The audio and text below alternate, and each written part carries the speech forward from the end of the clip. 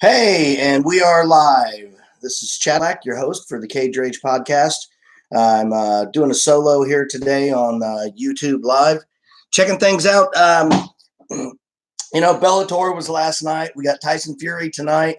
Excuse me. And we got crappy weather here again in Indiana. It's raining nonstop like it has been for the last 4 months. It's unbelievable.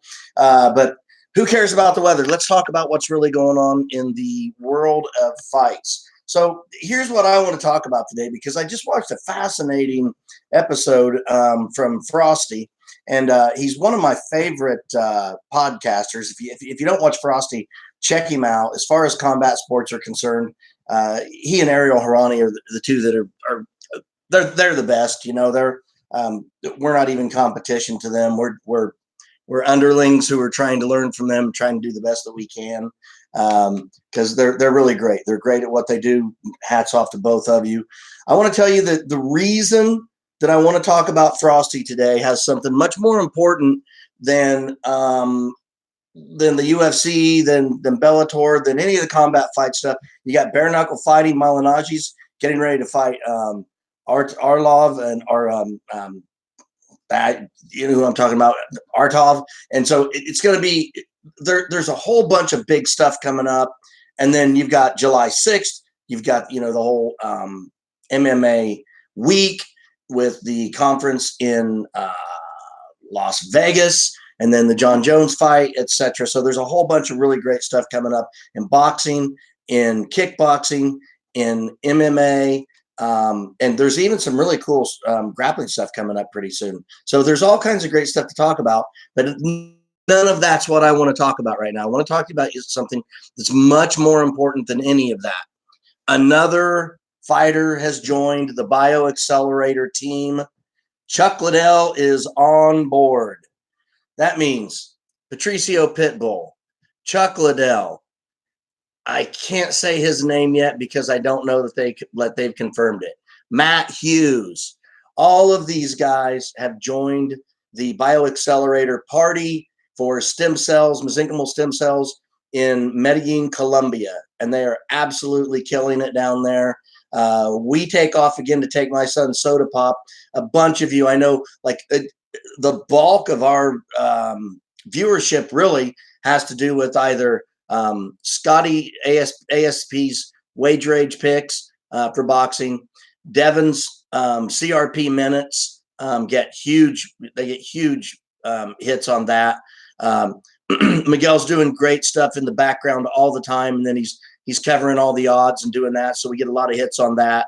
And then as far as I'm concerned, I got moved to upper management at some point due to family issues and a lot of crazy things going on. For those of you who don't know, my son was in an accident in 2010. He suffered traumatic brain injury. It was global. And by global, I mean his entire brain was injured badly. And after that, on day 6, the day we buried my mother, he was in a crash with my mother. I got back from the funeral, and Soda had a stroke. And from the stroke, we wheeled him down to the emergency room where he was dying. So I'm here to talk today about what just happened 30 seconds ago.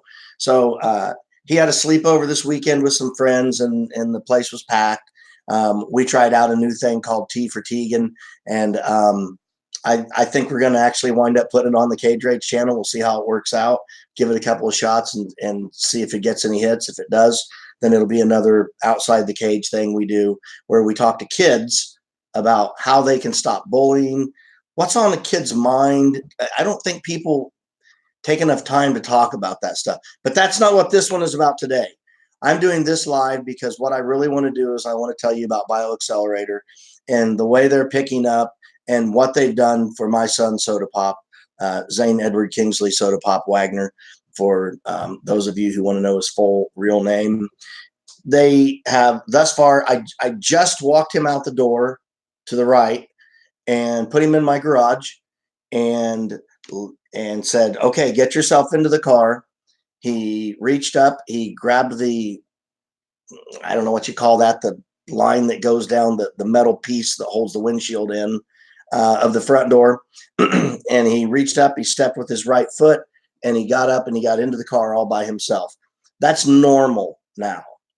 Now, let me explain to you why that's so big. If you go back and you watch some of the videos that we've put on my Facebook page, and then we've shared them on Bioxcellerator's Facebook page, we've shared them on the Cage Rage podcast page, and we're trying to get them all put onto the YouTube page, which is why I'm starting to use YouTube Live and trying to figure it out. And I really like the platform so far. I think this is probably what I'm going to most of the time, other than when I have guests and things like that. That's a different issue. But solo, this is the best way to go. So here's the deal. 2 months ago, he couldn't do that. He had 3 shots of stem cells. He had 50 million IV, 50 million IV. I'm doing this. I'm pointing to my arm. Actually, I think they did it in his wrist, if I remember right. So 50 million IV here, 50 million IV here again. And then on his last day, they did what's called intrathecal. The intrathecal means that they injected it into his spine. What happens with intrathecal is that it bypasses the blood-brain barrier. In so doing, in other words, it goes directly into the spinal fluid. And by doing so, what happens is it bypasses the blood-brain barrier, so more of the cells get inside and actually get to the brain. Now, he went to see his eye surgeon the other day, just out of chance, really. And by doing so, his eye surgeon said, with intrathecal, he said, that's going to pass directly into his optical nerve. And we had patched Soda's right eye because his left eye is bad. And so we patched his right eye for 5 years. 4 hours a day, that kid wore a patch over his good eye and had to walk around and try and navigate and figure out things on his own with his left eye. And it was brutal. And I can't tell you how much I hated doing that to him, but I knew it was either that or he goes blind forever. And initially, when Dr. Sprunger, his surgeon, the top surgeon in Indiana, met him, he said, you're just going to have to accept that he's going to be blind in his left eye for the rest of his life. And we said, we don't accept that. There's got to be something. Tell us. And he said, well, I mean, you could try to do patching, he said, but it just never works because especially a kid his age won't go for it. The parents won't stick with it, etc. Well, we stuck with it, and he stuck with it because he's a warrior and he never, ever quits. He never gives up. He never stops moving forward. He's a total badass.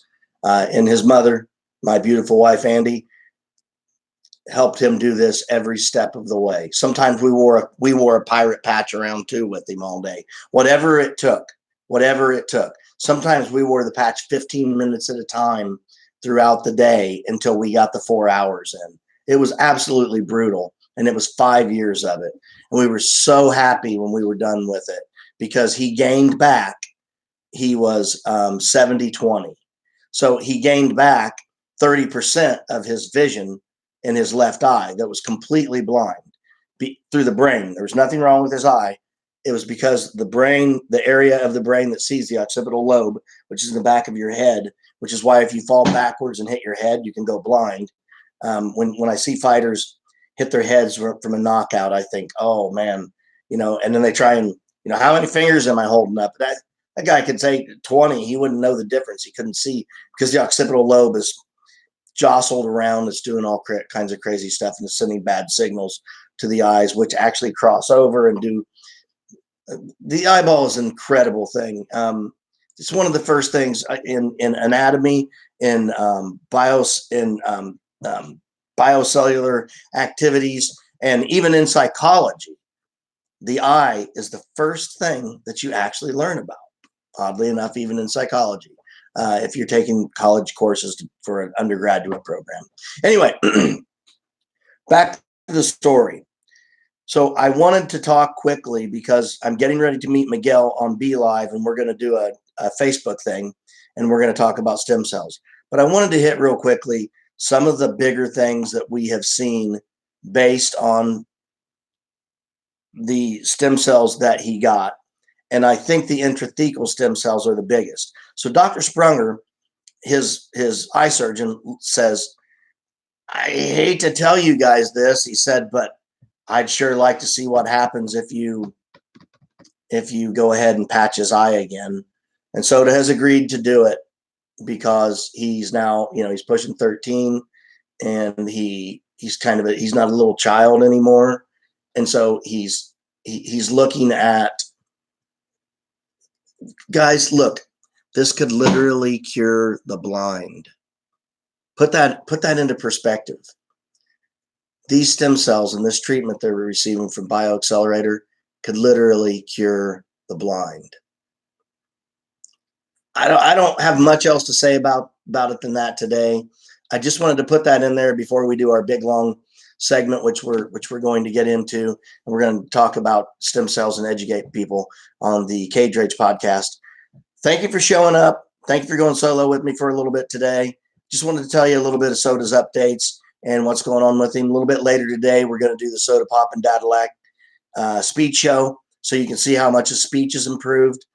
I might even try and get him to show you the trick where he stands up, and he used to not be able to stand up on his own. You had to help him up, and his balance has already changed, and his leverage, his ability to move his hips, his ability to use his right hand to stand up.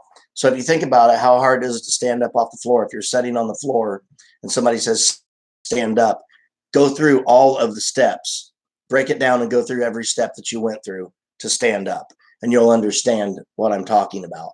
It takes a lot of brain power just to stand up off the floor. Okay. And with Soda, he wasn't able before stem cells to stand up on his own. He could, but it would take 5, 6, 7 times of him literally face diving, going back down. And now he's standing up completely on his own in one try. That's with one treatment of stem cells, 2 IVs, 1 intrathecal, and we are going back in July. We're super excited about it. Matt Hughes is there. Chuck Liddell just signed. There's a bunch of fighters. Pitbull Patricio Pitbull. I can say his name now officially is officially on the site, and there are more. And you're not going to believe who's coming up next. There's a whole bunch of WWE news coming, folks. See y'all again really soon. I appreciate you sticking around for this. Hey, don't forget to hit the subscribe button below, will you? Give me a break, man. I work hard on this. Hit that subscribe button. Smash it. Share it. Tell your friends. Tell everybody about this. I appreciate everything. And until next time, namaste.